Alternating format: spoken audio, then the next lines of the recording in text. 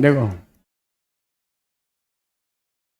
नाम से पता चल रहा है क्या कि molecules found in living being is described as biomolecule. Molecules found in living being described as biomolecule.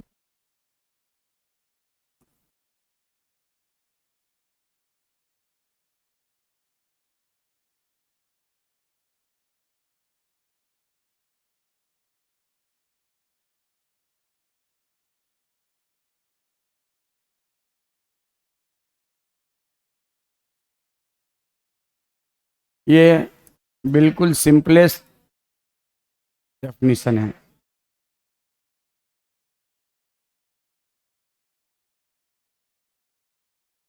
और इसको हम लोग लेमैन डेफिनेशन भी कहेंगे। अब ये बताओ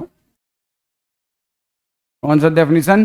लेमैन। लेमैन मतलब आम बोलचाल का डेफिनेशन। ठीक है, अब ये बताओ कौन से मॉलिक्यूल लिविंग बीइंग में पाए जाते हैं? कुछ मॉलिक्यूल के नाम बताओ। कार्बन कब से मॉलिक्यूल हो गया रे?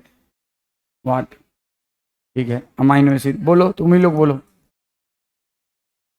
कार्बोहाइड्रेट। तक कार्बोहाइड्रेट बोली तो उसमें सब ग्लूकोज आ गया, सब आ गया उसमें। हाँ, प्रोटीन। ठीक है, और बोलो।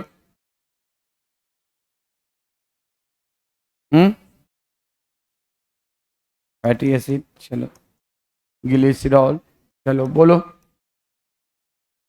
अब देखो, फैटी एसिड, ग्लिसरॉल, ये सब किसमें आता है? लिपिड के अंदर। किसके अंदर आता है? लिपिड के अंदर। और बोलो, और कौन से molecule? Water, amino acid, carbohydrate, protein, lipid, और बोलो। Calcium carbonate. चलो ठीक है, बोलो।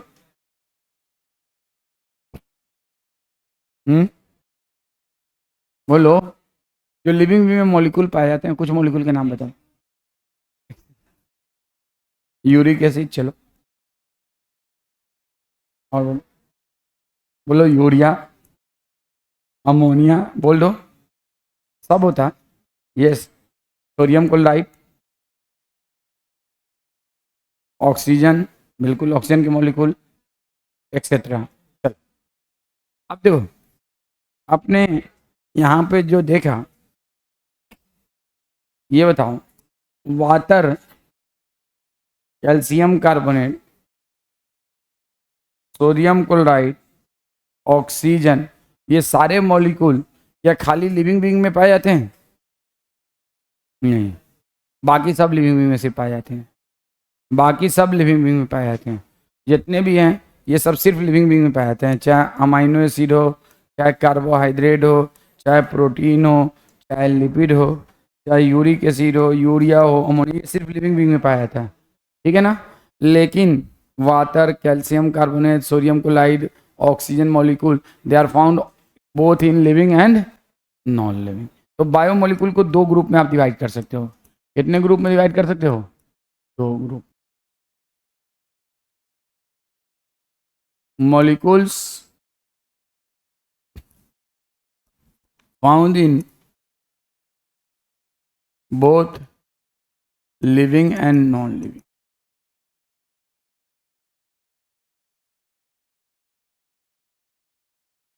Molecules found only in living.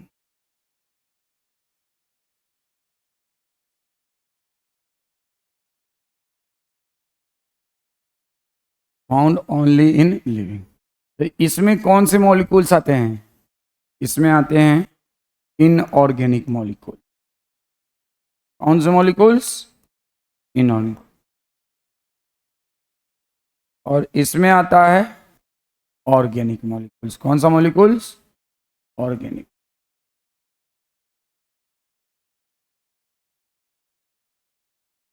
कौन सा मॉलिक्यूल्स?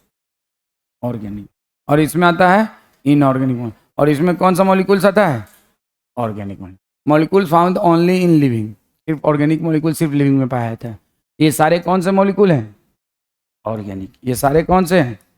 ऑर्गेनिक। ऑर्गेनिक मॉलिक्यूल किसको कहते हैं? जिसमें कार्बन हो? नहीं, कार्बन तो कैल्शियम कार्बोनेट में भी है।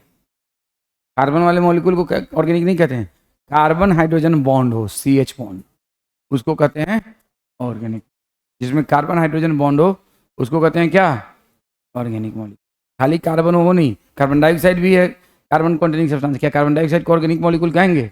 नहीं कहेंगे, ठीक है ना। NaCl3 को सोडियम हाइड्रोजन कार्बोनेट को कहेंगे? नहीं कहेंगे। क्यों? जहाँ तक कार्बन हाइड्रोजन बॉन्ड नहीं होगा नहीं कहेंगे।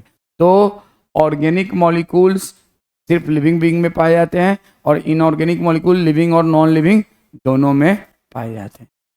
तो हमसे कहा जाए कि बायोमोलिक्यूल क्या है, तो बायोमोलिक्यूल ऐसा मॉलिक्यूल है जो लिविंग में पाया जाए। लेकिन कहा जाए कि ऐसे बायोमोलिक्यूल को बताइए जो सिर्फ लिविंग में पाए जाते हैं, तो कौन से होंगे? इसीलिए स्ट्रिक्ट डेफिनेशन बायोमोलिक्यूल का क्या है? स्ट्रिक्ट का मतलब कि जो सिर्फ बायोमोलिक्यूल को नोटिफाई करे, बायोमोलिक्यूल के बारे में बताए। तो उसके स्ट्रिक्ट डेफिनेशन ये है, molecules found in living being. और वो मॉलिक्यूल कौन से होते हैं? ऑर्गेनिक। इसीलिए कहते हैं कि इन स्ट्रिक्ट सेंस, एनसीईआरटी में क्या लिखता है? In strict sense organic molecules are bio. Strict sense का मतलब क्या हुआ? ऐसा मॉलिक्यूल जो सिर्फ लिविंग बीइंग में पाए। तो एनसीईआरटी में एक जगह लिखा हुआ है, in strict sense, strict sense का मतलब जो सिर्फ लिविंग बीइंग में, those organic molecules are organic molecules which are biomolecules found only in living being, only in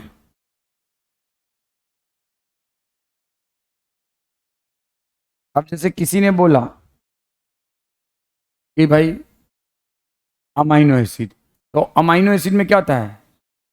nitrogen hydrogen carbon oxygen, nitrogen hydrogen carbon oxygen. Carbohydrate में क्या होता है? Carbon hydrogen oxygen. Protein में क्या होता है? Nitrogen carbon hydrogen oxygen. Fatty acid में क्या होता है? Carbon hydrogen oxygen. Uric acid में भी क्या होता है? Nitrogen carbon hydrogen oxygen. Urea में भी नाइट्रोजन कार्बन हाइड्रोजन ऑक्सीजन। इनमें भी क्या होता है? Nitrogen carbon hydrogen oxygen.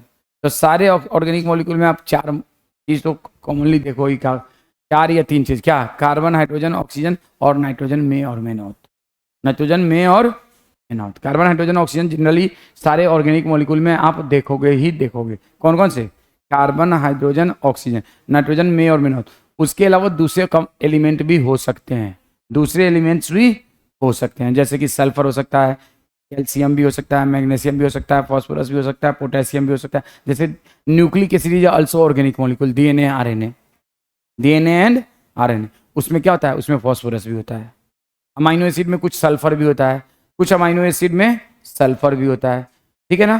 तो आपको कहा जाए कि ऑर्गेनिक मॉलिक्यूल्स में कौन कौन से एलिमेंट्स हैं, तो बहुत सारे एलिमेंट्स हैं। जैसे कि मैं आपको नाम बताता हूँ, carbon hydrogen oxygen nitrogen sulphur sodium potassium calcium magnesium, ये सारे मॉलिक्यूल पाए जा सकते हैं किसमें? Organic molecule. ये सारे एलिमेंट्स पाए जाते हैं किसमें? Organic molecule. अब देखो, लगभग लगभग सारे मजहब में, रिलीजन में क्या कहा गया कि गॉड ने पूरे दुनिया का क्रिएशन किया, लिविंग बीइंग को भी गॉड ने बनाया। अब जैसे हिंदुइज्म में है कि ह्यूमन बीइंग को गॉड ने कैसे क्रिएट किया? पंच तत्व से, है ना। क्या क्या? वायु, अग्नि, जल, मिट्टी और एक और क्या चीज हो गया? आग। और अग्नि तो हो गया ना। अबे वायु, जल, मिट्टी, अग्नि और आकाश नहीं, कुछ और। वायु है, जल है, अग्नि है, मिट्टी, एक और क्या चीज है बताओ? आकाश ही है। चलो आकाश। इस्लाम में क्या है कि गॉड ने, इस्लाम में, ज्यूज में और क्रिश्चियनिटी में, कि गॉड ने इंसान को मिट्टी से बनाया। गॉड ने इंसान को किससे बनाया? मिट्टी से बनाया। अब देखो, साइंटिस्ट जो है ना, जब साइंटिफिक जो भी डिस्कवरी हुई है ना, वो कहीं ना कहीं किसी न किसी फॉर्म में रिलीजन से इंस्पायर होकर बनाया है ना। साइंटिफिक डिस्कवरी मेनली, आपको मालूम है न्यूटन अपनी जिंदगी का 70% हिस्सा किस काम में बिताया? Not in physics, as a priest, पुजारी था वो, बहुत बड़ा पुजारी था, प्रीस्ट था, पुजारी था। इसमें चर्च में, और 70% हिस्सा जो है ना उसने अपना चर्च के काम में लगाया है। सिर्फ 30% हिस्से में तुम लोगों को पढ़वा रहा है न्यूटन का सारा लॉ, है ना। पूरा न्यूटन की आप लोग अगर कभी लाइव स्टोरी पढ़ेंगे तो उन्होंने ज़िंदगी का 70% अपना इफोर्ट जो है ना एज ए चर्च के प्रीस्ट के तौर पे अपना गुजारा है। सिर्फ 30% इफोर्ट जो है ना फिजिक्स में लगाया है। तो साइंस भी रिलीजन से बहुत इंस्पायर होकर इवोल्व हुआ है। तो वैसे ही जब CN राव इंस्टीट्यूट हैदराबाद, ठीक है ना, उन्होंने क्या किया, उन्होंने देखा कि चलो ठीक है इंसान मिट्टी से बना, उन्होंने मान लिया, कहा कि अच्छा अगर इंसान मिट्टी से बना तो देखते हैं मिट्टी में कौन कौन सा एलिमेंट है और इंसान के बॉडी में कौन कौन सा एलिमेंट है। उन्होंने एनालिसिस किया तो बहुत ही मतलब एक ड्रामेटिक कह सकते हैं या बहुत ही उसको कह सकते हैं कि इंस्पायरिंग रिजल्ट आया कि भाई मिट्टी में जो जो एलिमेंट्स है ऑलमोस्ट वही एलिमेंट्स इंसान के बॉडी में भी है। मिट्टी में जो जो एलिमेंट्स है ना वही सारे एलिमेंट्स ऑलमोस्ट इंसान के। तो उन्होंने एक कंपैरिजन किया, उस कंपैरिजन पे क्वेश्चंस आता है हमारे बुक में टेबल 9.1 में वो कंपैरिजन है कि elements found in earth crust and elements found in human body. और उसमें जब कंपैरिजन किया गया तो देखा गया कि दोनों में ऑलमोस्ट सेम एलिमेंट्स हैं बट परसेंटेज ऑफ एलिमेंट दोनों में वेरी करता है। जैसे मान लो मिट्टी में कार्बन कितना है तो 0.03% और ह्यूमन के बॉडी में कितना है 18%। कितना है? ऑक्सीजन जो है मिट्टी में 46.6% है और इंसान के बॉडी में कितना है 65%। ठीक है ना। तो इस तरह से कंपैरिजन किया तो पता चला कि बहुत सारे एलिमेंट जो है वो दोनों में कॉमन हैं और उस टेबल से बहुत सारे क्वेश्चंस आपके आते हैं। तो हम लोग अभी उस टेबल को डिस्कस करेंगे। तो लिखेंगे comparison of elements found in earth crust and human body. Bracket में लिखेंगे adapted by CN Rao Hyderabad.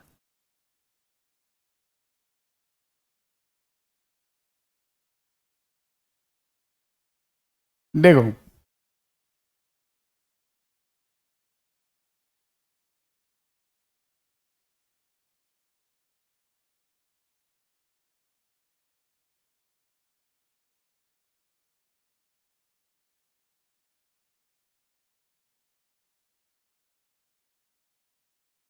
ये अब देखो इसमें आप वैसे ही याद करोगे तो नहीं याद होगा और इसमें से क्या क्या क्वेश्चन बनते हैं वो भी बताऊंगा। तो देखो element found in earth crust and human body. ठीक है। तो आप यहाँ पे लिखोगे ऐसे, मेरे साथ आप लोग टेबल बना लो, CHONS क्या चोन्स, क्या लिखोगे चोन्स, और यहाँ पे लिखोगे अर्थ क्रस्ट और यहाँ पे लिखोगे ह्यूमन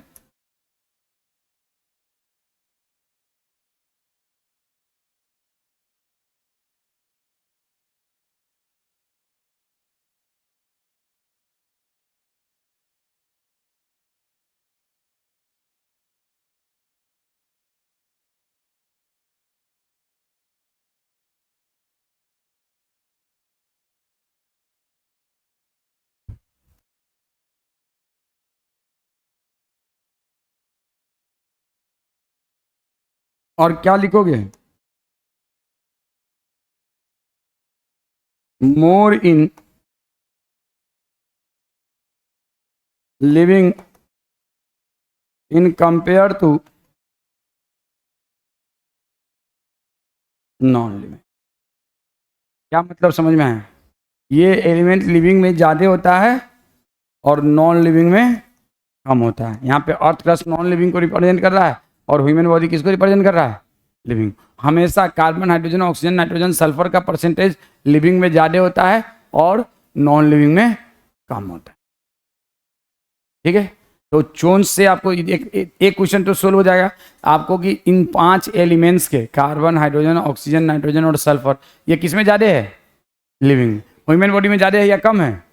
और अर्थ क्रस्ट में या किसी भी दूसरे नॉन लिविंग में कम है। तो एक बात तो ये याद हो गया।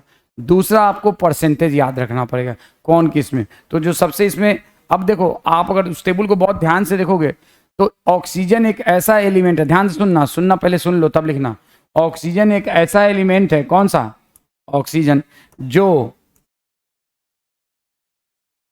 ऑक्सीजन एक ऐसा एलिमेंट है जो अर्थ क्रस्ट में भी सबसे ज्यादा है, ह्यूमन बॉडी में भी सबसे ज्यादा है। देखो अर्थ क्रस्ट में कितना 46.6% और ह्यूमन में 60। इतना कोई और एलिमेंट है ना, तो ह्यूमन में है ना अर्थ क्रस्ट में। तो आपसे पूछा जाए कौन सा एलिमेंट है जो सबसे ज्यादा है अर्थ क्रस्ट में भी और ह्यूमन बॉडी में, बोलो ऑक्सीजन। तो एक क्वेश्चन आ सकता है ये, which element maximum in both human body and earth crust. ये क्वेश्चन क्या आ सकता है, which element is in maximum concentration in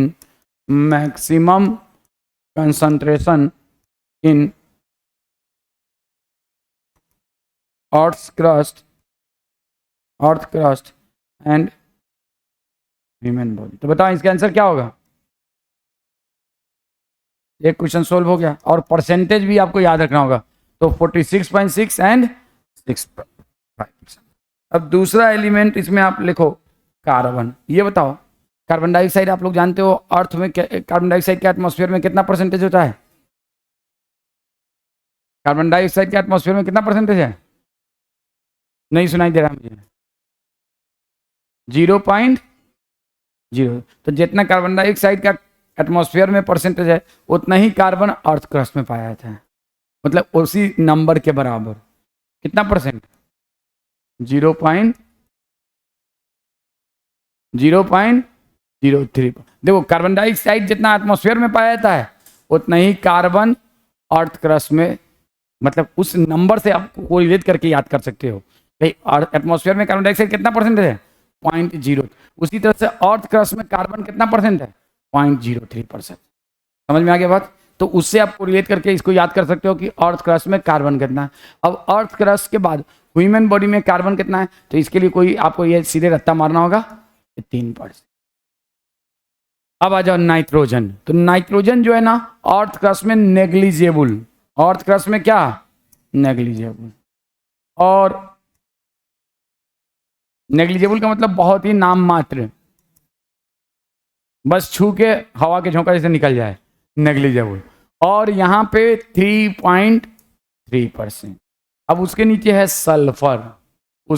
sulphur, तो इस 0.3 में से सिर्फ 0.3% इसमें सल्फर 0.3%, और इससे 10 टाइम कम किसमें अर्थ क्रस्ट में, कितना 0.03%।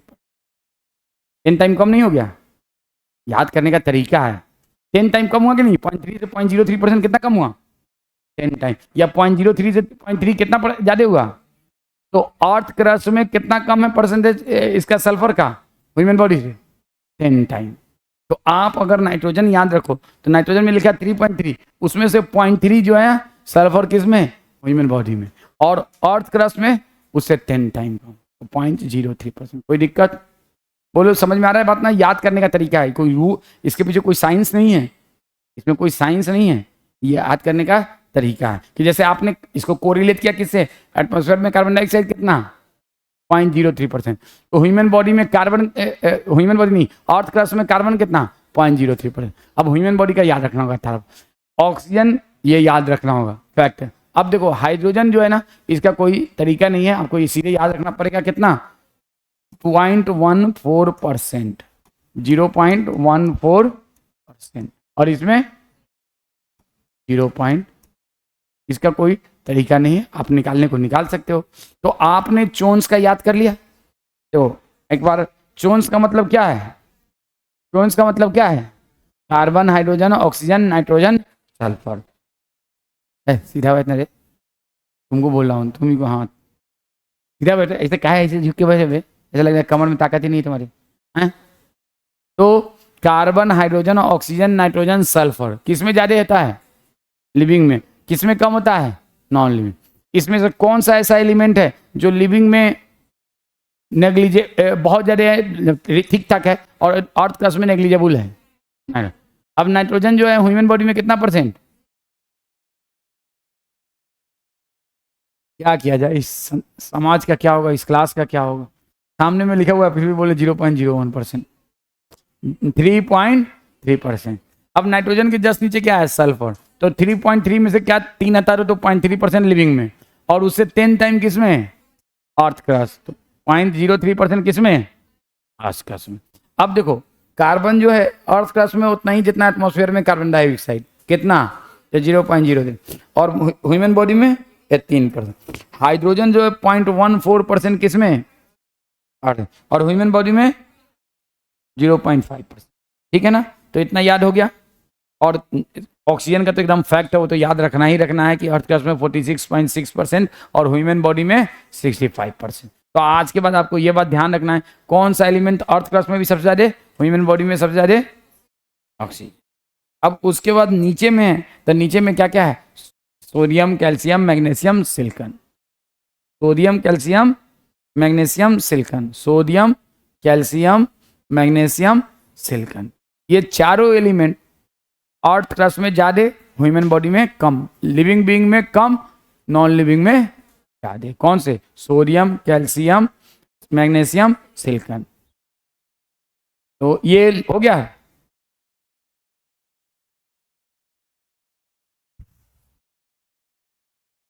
Sodium, calcium, magnesium. अब यहां पे लिखेंगे अर्थ क्रस्ट, ह्यूमन। अब यहां पे देखो सारे याद रख लो, आप लोग के लिए ज्यादा अच्छा है सबका परसेंटेज। अगर सब नहीं भी याद हो तो कम से कम कैल्शियम और सोडियम का आपको याद होना चाहिए। हाँ मुझे मालूम है, अरे तुम कहोगे सर ये नहीं होता है, आपने 100 लिख दिया है, मुझे मालूम है, मैं बताऊंगा। मुझे मालूम है कि एने लिखना चाहिए, हमने कि 100 लिखा है। हाँ मुझे मालूम है, आई नो वेरी वेल। ठीक है ना, देखो तो कम सी,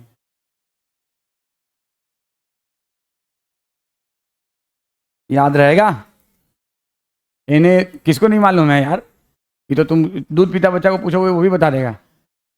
क्या, तुम पूछ के देखना, बता देगा कि N is a symbol for sodium, natrium, natrium is a Latin word for sodium. ठीक है ना, तो सो कम सी किस में ज्यादा है, अर्थ क्रस्ट।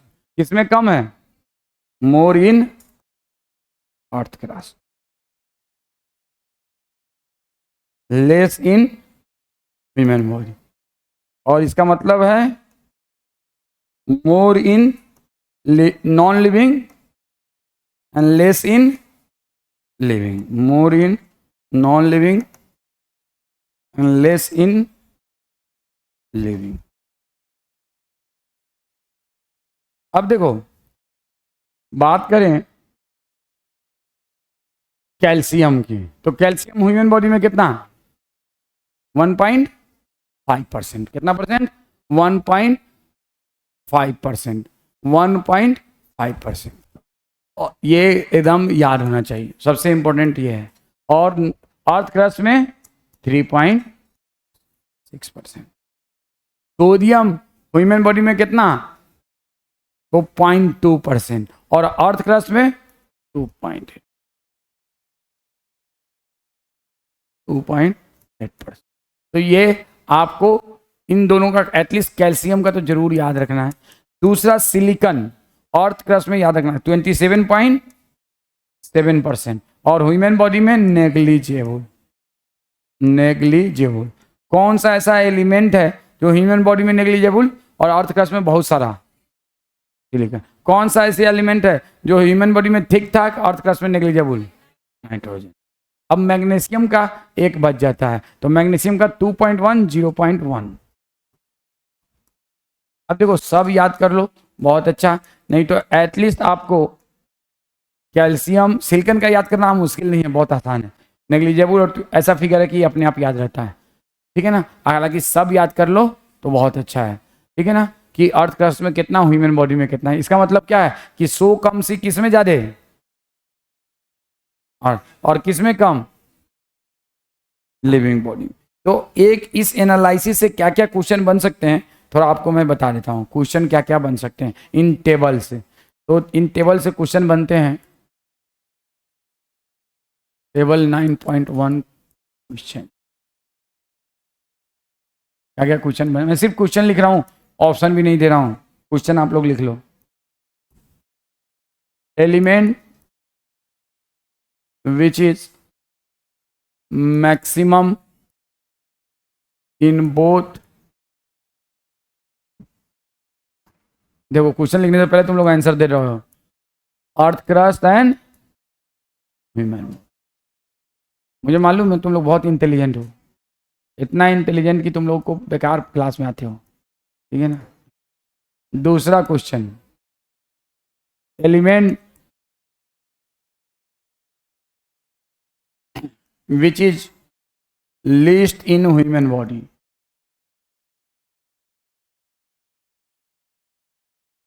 कौन सा होगा?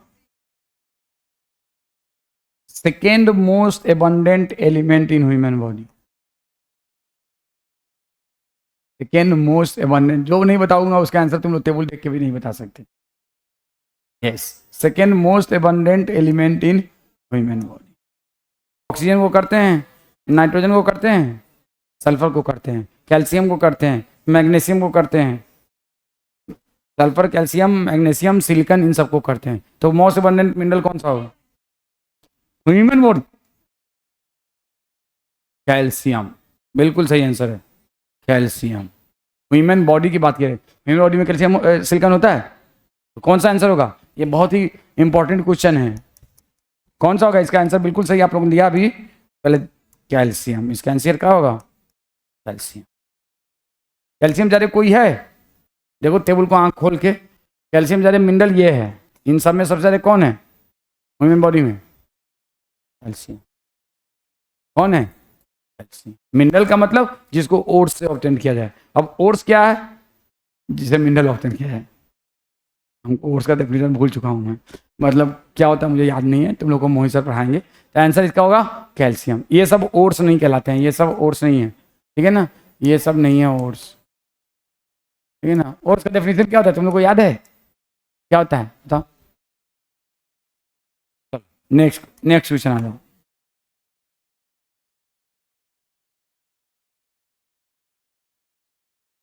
Arrange the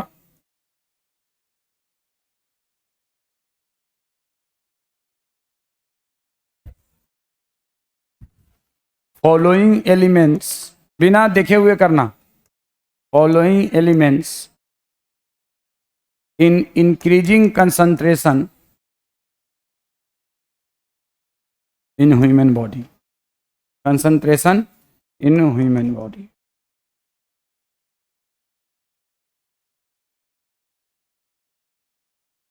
sodium, magnesium, carbon, hydrogen, nitrogen, sulphur. नहीं समझे? क्वेश्चन समझ गया ना? हाँ तो करो, बिना देखे करो, बिना टेबल देखे करो, टेबल देख के नहीं, आसान नहीं है बिना टेबल देखे हुए करना, क्योंकि अभी आपको याद ही नहीं है, तो ये कैसे कर पाओगे जब आपको टेबल याद रहेगा तब ना। इसलिए that table is very important. देखो कितने सारे क्वेश्चन बन सकते हैं, अभी हमने डायरेक्ट क्वेश्चन एक भी नहीं दिया है, डायरेक्ट क्वेश्चन सीधे पूछा जा सकता है कौन कितना परसेंट है भाई, आपको उसमें कितने एलिमेंट्स हैं, तो जितने भी एलिमेंट्स हैं सब पे क्वेश्चन बन सकते हैं कि नहीं। 1 2 3 4 5 6 7 8 9, तो 9 एलिमेंट्स का सबका पूछा, हाइड्रोजन का कंसंट्रेशन अर्थ में कितना, ह्यूमन बॉडी में कितना, तो 2 क्वेश्चन हो गया। तो ऐसे 18 क्वेश्चन तो डायरेक्ट इससे बन सकते हैं, उसका हमने एक भी नहीं सीखा। तो आपको ये टेबल याद होना चाहिए कि नहीं, होना चाहिए कि नहीं होना चाहिए? एनसीईआरटी में whatever given you must memorise, ठीक है ना। तो आपको ये टेबल याद होना चाहिए, इससे बहुत सारे क्वेश्चन बन सकते हैं। गॉट द पॉइंट ना? कैसे याद करेंगे, तो कुछ टेक्निक हमने बता दिया है, ये ना कुछ टेक्निक हमने बता दिया है। चलो जल्दी करो, लिख लो, ये क्वेश्चन लिख लिया ना इधर का, लिखो जल्दी जल्दी, क्वेश्चन सब लिख लो, आंसर खुद करना।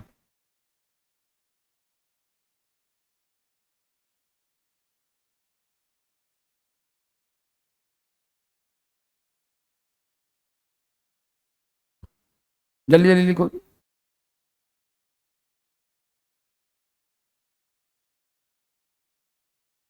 क्या क्या नहीं दिया है? फॉस्फोरस, क्या?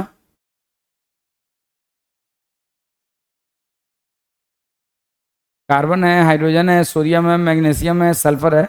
आप इसको इंक्रीजिंग ऑर्डर में खुद कर लेना, टेबल देख के कर सकते हो, लेकिन टेबल देख के करने से कोई फायदा नहीं होगा।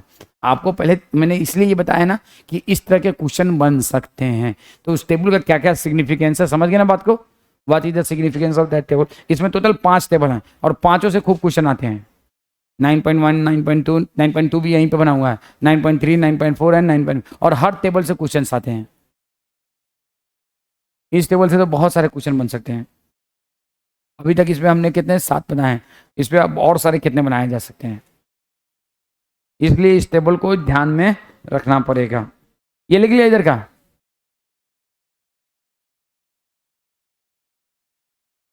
पहला क्वेश्चन है element which is maximum in both earth crust and human body, element which is least in human body, और second most abundant element in human body, second most abundant element in earth crust, उसके बाद element which is 10 time more in earth crust in compare to human body, most abundant mineral in human body, arrange these elements in increasing decreasing, कुछ भी दे सकता है, अलग अलग element, हमने ये एलिमेंट दिया, कोई और एलिमेंट दे सकता है, आपको याद रहेगा तब ना। टोटल कितने 9 एलिमेंट है, 9 के 9 नाम दे सकता है, उसको इंक्रीजिंग डिक्रीजिंग में कर सकता है, अर्थ क्रस्ट में कर सकता है, ह्यूमन बॉडी में कर सकता है। तो बहुत तरह के क्वेश्चन इससे बन सकते हैं। तो आपको in nutshell you must memorise this table, और मेमोराइज सीधे बैठ के रट्टा मारने से नहीं होगा, आप बैठ के उसको याद करो, दिमाग में बसाओ, लिखो, पढ़ो दिमाग में। अभी क्लास में जैसे पढ़े, आप उसको घर जाके सोचो, फिर एक बार खुद से लिखने की कोशिश करो, जहाँ जहाँ भूलो फिर कॉपी पलटो, फिर लिखो। देखो याद करने से नहीं होगा, आप सोचो चीज़ों को हम रट लेंगे, तो रटने से नहीं होगा, उस पर क्वेश्चंस करो, अपने आप होगा, ठीक है ना। इसीलिए ये क्वेश्चंस भी लिखवाए हैं हमने, ठीक है ना। ये पेज हो गया।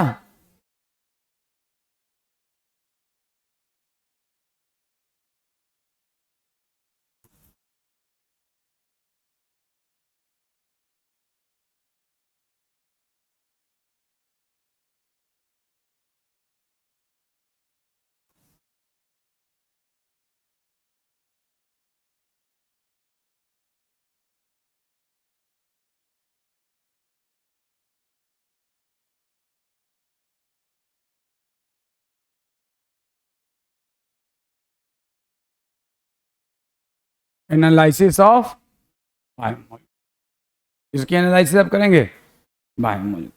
तो बायोमोलिक्यूल्स का मतलब क्या होता है भाई? लिविंग बीइंग में जो ऑर्गेनिक सब्सटेंस पाए जाते हैं उनका एनालिसिस। तो हमारे बुक में कुछ एनालिसिस है जो इंट्रोडक्टिव पोर्शन में दिया है। जैसे कि पहला एनालिसिस है analysis for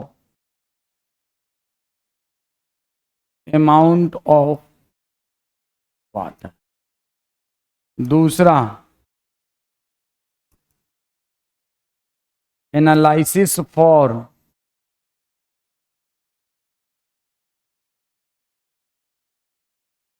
amount of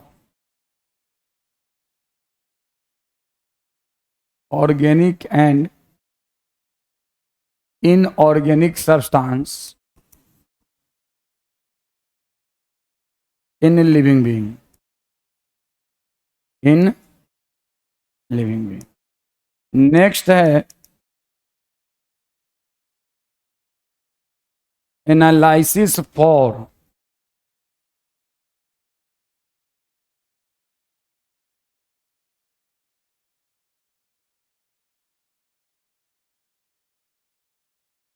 representative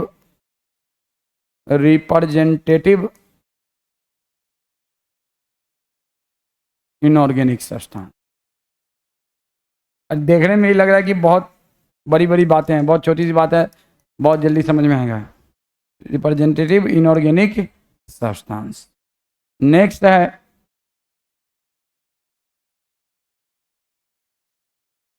पहला आपने analysis for amount of water, analysis for amount of organic and inorganic substance in living being, analysis for representative inorganic substance, and last but not least analysis for bio micro molecules and bio macro molecules. तो इतने सारे analysis करेंगे। अब जाहिर सी बात है कि analysis of biomolecules करेंगे किस चीज में? In living sample, in living sample या स्पेसिमेन। इसमें करेंगे लिविंग सैंपल या स्पेसिमेन। तो सबसे पहले हम लोग क्या करेंगे? Analysis for amount of water. ये लिख लिया ना? ये हो गया ना? चलो, तो सबसे पहला एनालिसिस किसके लिए करेंगे? एनालिसिस फॉर अमाउंट ऑफ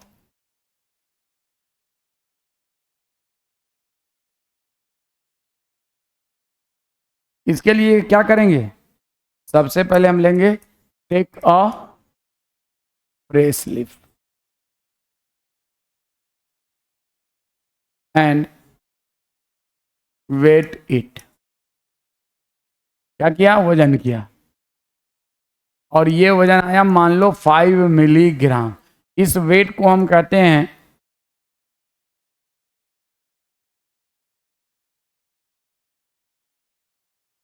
हमने एक लीफ लिया एकदम ताज़ा ताज़ा, और इस लीफ का हमने वजन किया। वजन किया तो कितना आया? 5 में। ड्राई दिस लीफ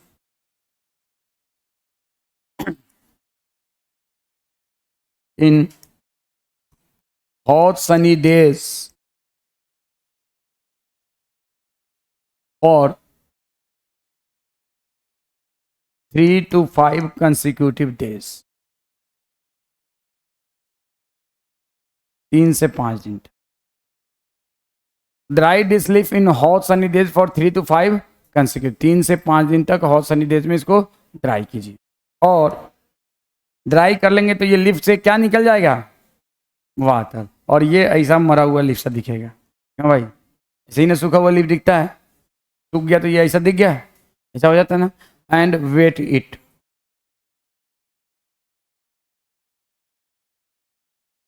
और जब इसका वेट किया आपने तो ये आया मान लो 0.5 मिलीग्राम। तो इसमें से क्या लॉस हुआ होगा जब सुखाएंगे तो? वाटर। पूरी तरह से 3 से 5 दिन में इसका सारा वाटर लॉस हो गया। तो ये बताओ what will be the amount of water? नहीं लिखा था? ये अभी तक नहीं लिखा था?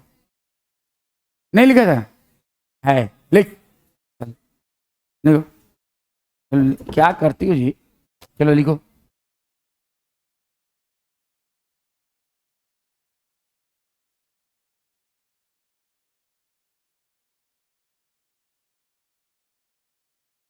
हम लोग ये 4 एनालिसिस करेंगे। ये हमारे एनसीईआरटी के इंट्रोडक्टिव पोर्शन में ये दिया हुआ है, इसलिए ये चारों एनालिसिस कर रहे हैं।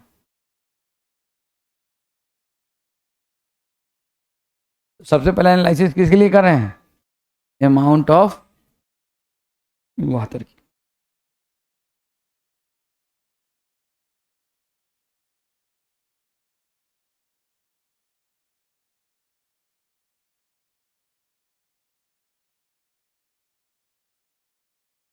हो गया? ये पेज हो गया ना बेटा? क्या दिख नहीं रहा? क्या लिखा हुआ है? पहला analysis for amount of water, दूसरा लिखा हुआ है analysis for amount of organic and inorganic substance in living being, तीसरा analysis for representative inorganic substance, और लास्ट में analysis for bio micro molecules and bio macro molecules. Bio micro molecules and bio macro molecule. जल्दी लिखिए इसको। Analysis for bio micro molecules and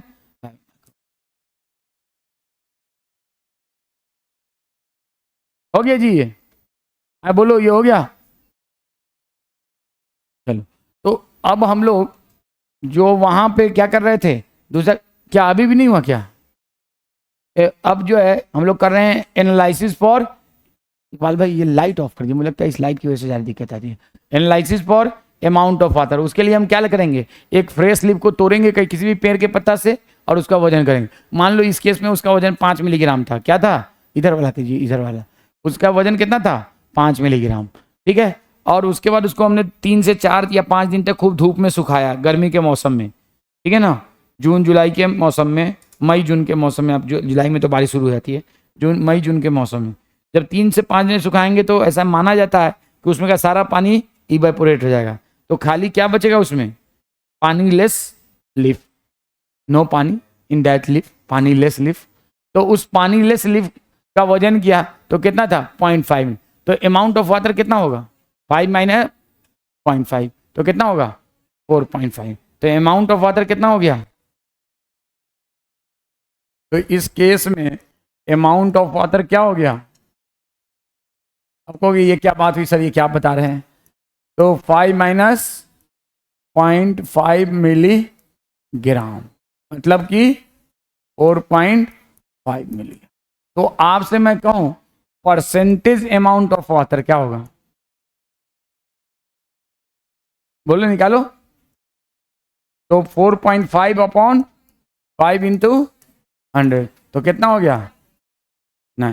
तो इस living sample में amount of water का percentage कितना था, इस लिविंग सैंपल में परसेंटेज ऑफ वाटर कितना था।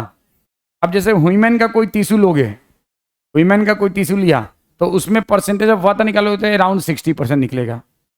कोई आप जो है ना दूसरे प्लांट का लोगे तो उसमें आएगा 80%, किसी दूसरे टिश्यू का लोगे, ऑर्गेनिज्म का लोगे तो उसमें आएगा 70%। तो अलग अलग लिविंग बीइंग में अमाउंट ऑफ वाटर वेरी करता है, but it generally very from 60 to 90%। तो इससे क्या इन्फ्लुएंस निकलता है कि लिविंग बीइंग में पानी बहुत सारा होता है and vary from species to species. In living being lots of water found and generally varies between बोलो 60 to 90। इस पर्टिकुलर केस में कितना परसेंट था 90। तो पहला एनालिसिस समझ में आया। ये बच्चों की समझने वाली चीज़ है, फर्स्ट क्लास के बच्चों को भी समझ में आ जाएगा ये बात। अगर ये नहीं समझ में आया तो फिर क्या समझ में आएगी। ठीक है, एक लिफ लिया, उसको सुखा दिया, जो सूख गया तो जो सूख गया वो क्या हो गया, पानी सूखा, पानी इवेपोरेट हो गया, जो बचा वो बिना पानी वाला चीज़ है। तो पानी का अमाउंट उससे पता चल गया तो परसेंटेज ऑफ पानी पता चल गया। वैसे ही अलग अलग सैंपल में जब लिविंग के देखेंगे तो इट वेरी फ्रॉम 60 to 90%। कुछ में जैसे जीरोफाइटिक प्लांट है ना तो उसमें 50% के अराउंड होता है, ठीक है ना, लेकिन वो अलग बात है। आपको इन जनरल बात याद रखनी है 60 to 90%। अब दूसरा एनालिसिस क्या है, अमाउंट फॉर ऑर्गेनिक सब्सटेंस या इनऑर्गेनिक सब्सटेंस, दोनों साथ में ना। चलिए तो दूसरा एनालिसिस, इसको लिख लिया भाई, ये वाला लिख लिया, आपने लिख लिया, ये बात समझ में आ गई, इसमें कोई दिक्कत तो नहीं है ना। अब आइए दूसरा क्या है, तो दूसरा जो है वो है analysis for amount of organic and inorganic substance in living. Analysis for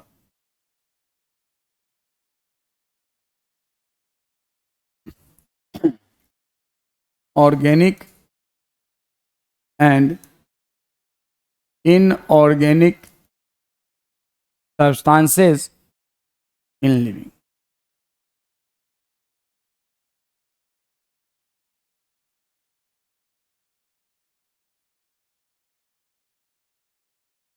analysis for organic and inorganic substances in living में।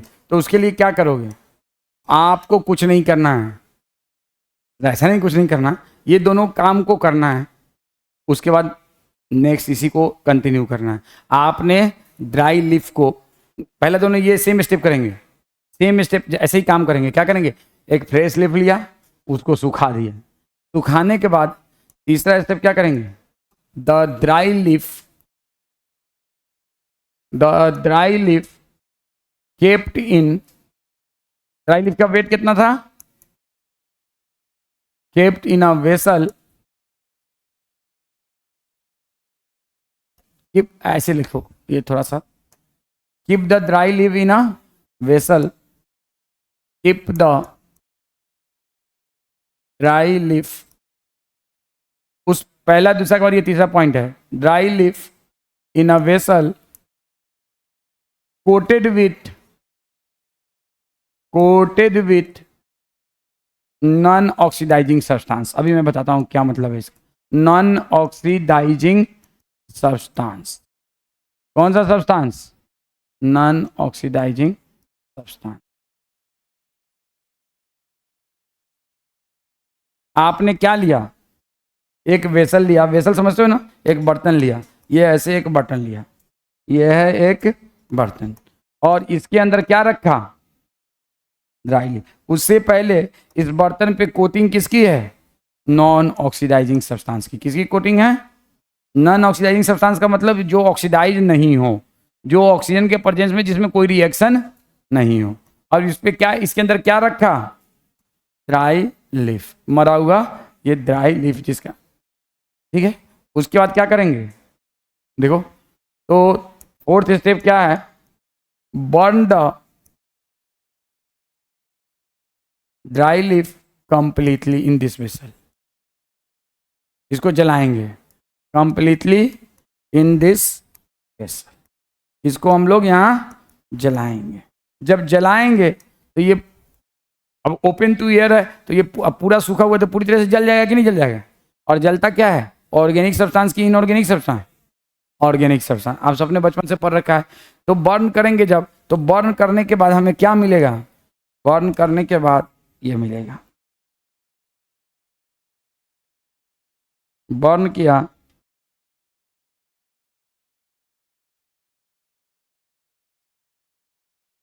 जली को आग कहते हैं, बूझी को, हाँ, तो यहाँ पे क्या मिलेगा?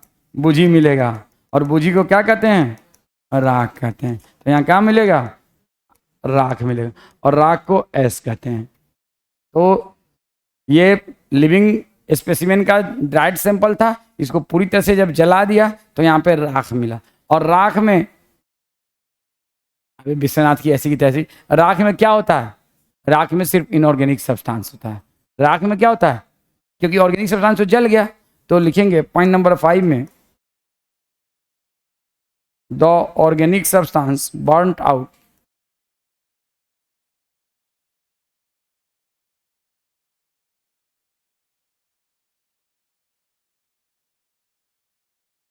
completely and as have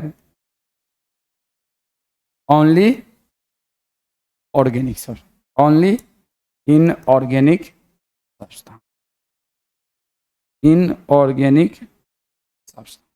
तो एस के पास क्या होगा? सिर्फ inorganic. The organic substance burn out completely and S have only inorganic. तो ये बताओ, अब एस का जब हम वजन करेंगे तो कितना आएगा? बहुत कम। तो आपने next step, weight the ash, weight the ash. और जब आपने एस का वेट किया तो आया ये 0.05 मिलीग्राम। तो ये बताओ, अमाउंट ऑफ ऑर्गेनिक सब्सटेंस क्या होगा? बोलो, कॉमन सेंस का क्वेश्चन है, नहीं बता? अरे बेवकूफ हो, ऑर्गेनिक सब्सटेंस जल गया, और पहले लीफ क्या, इसका वेट कितना था? इसका कितना वजन था भाई? ड्राई लीफ का वजन कितना था? 0.5 मिली। और जब इसको जला दिए तो जो बचा वो क्या था? 0.05 मिलीग्राम। तो जला क्या होगा? Organic substance. तो ऑर्गेनिक सब्सटेंस का अमाउंट कितना होगा? 0.5 माइनस 0.05 क्या होगा? 0.5 माइनस 0.05 मिलीग्राम। और इसको जब माइनस प्लस करोगे तो क्या आएगा? 0.45 मिली। तो अमाउंट ऑफ ऑर्गेनिक सब्सटेंस क्या है? 0.45। कोई दिक्कत इसको समझने में? इसको समझने में किसी को कोई दिक्कत? बोलो, थोड़ा भी जिसने हिंदी इंग्लिश पढ़ के होगा उसको ये बात समझ में आ रहा होगा, साइंस पढ़े हो ना तब भी। जलता क्या है? Organic substance. जलता क्या है? और जब इसका वजन कितना था? 0.5, और जला दिया पूरा, तो ऑर्गेनिक सब्सटेंस तो जल के निकल गया कार्बन डाइऑक्साइड और वाटर के फॉर्म में। अब इसमें जो बचा वो क्या है? Inorganic substance. तो इनऑर्गेनिक सब्सटेंस का वेट जो होगा, और इसके टोटल वेट से जब इनऑर्गेनिक सब्सटेंस का वेट माइनस कर दोगे तो ऑर्गेनिक सब्सटेंस का वेट नहीं निकल जाएगा? निकल जाएगा कि नहीं? बोलो, निकल जाएगा कि नहीं? इसमें ऑर्गेनिक प्लस इनऑर्गेनिक दोनों सब्सटेंस था, और ऑर्गेनिक सब्सटेंस को हमने इन्वायरमेंट में छोड़ दिया, कार्बन डाइऑक्साइड के फॉर्म में, वाटर के वेपर के फॉर्म में। तो यहाँ पे जो बचेगा, तो this complete substance weight plus inorganic substance weight minus inorganic substance weight is equal to organic substance weight is equal to, इसमें क्या है, इसमें ऑर्गेनिक भी है इनऑर्गेनिक भी है, यहाँ पर सिर्फ इनऑर्गेनिक है, तो इसका वेट माइनस इसका weight upon is equal to organic substance weight. कोई दिक्कत? ऑर्गेनिक सब्सटेंस वेट, ठीक है ना। तो अब परसेंटेज ऑफ ऑर्गेनिक सब्सटेंस निकालो। परसेंटेज ऑफ ऑर्गेनिक सब्सटेंस क्या होगा? तो आपको बिल्कुल, आप लोगों को बहुत अच्छा मैथमेटिक्स है, ठीक है ना, आप लोग इतना ज़बरदस्त कैलकुलेशन कर ले रहे हैं। 0.45 अपॉन 0.50 इंटू 100, तो ऑलमोस्ट ज़्यादातर लिविंग में, ऑलमोस्ट ऑल लिविंग बीइंग है, यहाँ पर रेंज नहीं, इससे क्या इन्फ्लुएंस निकलता है? Almost all living being have, all living being have 90% क्या? ऑर्गेनिक। सारे लिविंग बीइंग के पास क्या होता है? 90% ऑर्गेनिक सब्सटेंस। अब आप लोगों को मोहित सर पढ़ाएंगे, क्या पढ़ाएंगे? Elemental analysis of any specimen. एक चैप्टर पढ़ाएंगे जो अभी इंट्रोड्यूस हुआ है, नए वाले जो नया सिलेबस पिछले साल जो इंट्रोड्यूस हुआ ना, उसी में एक चैप्टर इंट्रोड्यूस हुआ है केमिस्ट्री में, elemental analysis of given sample. तो जैसे ही हमारे पास एक सैंपल है किसका? राख का। किसका सैंपल है? राख का। तो राख का जब एलिमेंटल एनालिसिस करेंगे या राख का जब हम एनालिसिस करेंगे तो इसमें हम देखेंगे कि इसमें कौन कौन से इनऑर्गेनिक सब्सटेंस हैं, कौन कौन से। अब वो हम लोग को वो नहीं पढ़ना है कि कैसे, वो मोहित सर पढ़ाएंगे, हमें ये सिर्फ लिखना है elemental analysis of S so that it have sodium, potassium, calcium, magnesium, sodium chloride, calcium carbonate, magnesium sulphate, calcium sulphate, इस तरह के सब्सटेंस है, and little bit water also. S represent inorganic substance, और इन इनऑर्गेनिक सब्सटेंस को हम क्या कहते हैं? Representative inorganic substance. क्या कहते हैं? तीसरा एनालिसिस क्या है? Analysis for representative inorganic. जो इसमें मेन इनऑर्गेनिक सब्सटेंस है उसको हम नोटिस करेंगे और उसका नाम लिखेंगे और उसको हम क्या कहेंगे? Representative inorganic substance. तो नेक्स्ट पॉइंट लिखेंगे एनालिसिस फॉर, तुम लोग क्या लिखोगे? लिखो, ये वाला हो गया ना, ये भी नहीं हुआ है, बात करो, चलो करो करो, जल्दी करो जल्दी, 2 मिनट का काम है अभी। वो इसको लिख लिया?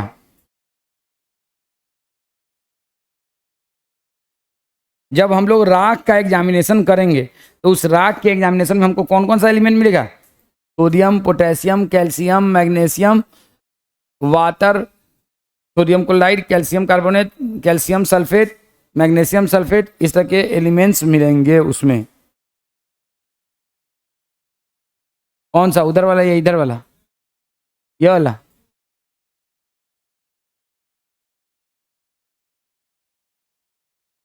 उधर का हो जाना चाहिए, वो पहले लिखा दिया था, ये हो जाना चाहिए, ठीक है।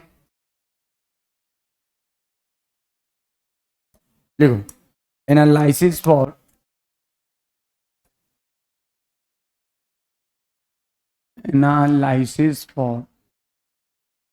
Representative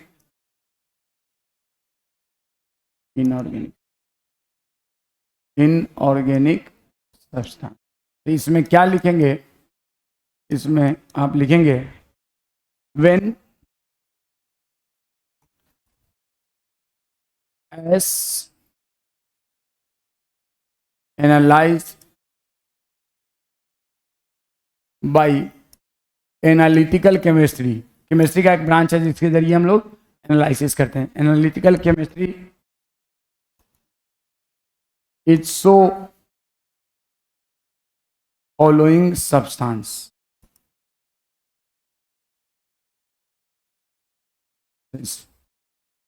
soap, sodium, potassium, calcium. Symbol नहीं है भाई, सोप काम रटने के लिए है। कैल्शियम, सोप काम, मैग्नीशियम, उसके अलावा थोड़ा सा वाटर, उसके अलावा sodium chloride, calcium carbonate, magnesium sulphate दिया, क्या दिया है आपके बुक में? सल्फेट सीधे दे दिया, मैग्नीशियम ने लिखा, फॉस्फेट और सल्फेट। क्या लिखा है? Phosphate and sulphate. फॉस्फेट, इस पे क्या क्या क्वेश्चन आते हैं सुन लीजिए। क्वेश्चन आते हैं कि कौन कौन से सब्सटेंस जो है ना एस में होते हैं। तो sodium, potassium, calcium, magnesium, water, sodium chloride, calcium carbonate, salt of phosphate, salt of sulphate, इन सब को हम लोग कहते हैं कंबाइनली नोन एज, ये सारे कंबाइनली क्या कहलाते हैं? Representative inorganic substance. कौन सा substance? Representative inorganic substance, combinedly known as representative inorganic. ये सारे के सारे कंबाइनली क्या कहलाते हैं? Representative inorganic substance. Sodium, potassium, calcium, magnesium, water, sodium chloride, calcium carbonate, phosphate, sulphate, इन सबको। अब आपसे कहा जाए कि रिप्रेजेंटेटिव इनऑर्गेनिक एलिमेंट्स कौन से हैं, तो ये, क्योंकि एलिमेंट तो यही है ना, रिप्रेजेंटेटिव इन ऑर्गेनिक एलिमेंट। देखो हम कैसे एस में, हम लोगों के पास टेक्निक है जिसके लिए पता करते हैं कि उसमें ये सारी चीजें हैं। क्या? सोडियम है, पोटेशियम है, कैल्शियम है, मैग्नीशियम है, वाटर है, सोडियम क्लोराइड है, कैल्शियम कार्बोनेट है, salt of phosphate, salt of sulphate, इन सबको हम क्या कहते हैं? Representative inorganic. तो सीधे पूछना गया which among the following is representative inorganic substance and which is not representative inorganic substance. तो आपको ये टेबल याद रहेगा तब ना। This is the table number 9.2 in NCERT.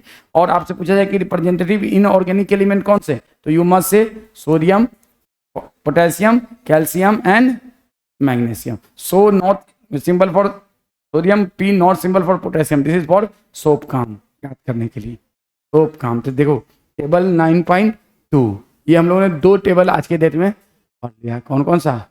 ये वाला और ये वाला। इससे क्या क्वेश्चन आएगा बता दिया कि इससे यही आता है कि कौन सा रिप्रेजेंटेटिव इनऑर्गेनिक सब्सटेंस है, कौन सा रिप्रेजेंटेटिव इनऑर्गेनिक एलिमेंट है, और रिप्रेजेंटेटिव इनऑर्गेनिक एलिमेंट में इसमें से कौन सा यहाँ पे नहीं है, बताओ? पोटेशियम। पोटेशियम इसमें नहीं लिखा हुआ है, क्यों?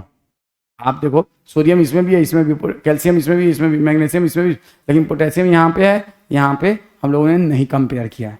मतलब सी एंड राव इंस्टीट्यूट ने कंपेयर नहीं किया। क्यों नहीं किया? सी एंड राव इंस्टीट्यूट से जाकर पूछना, ठीक है।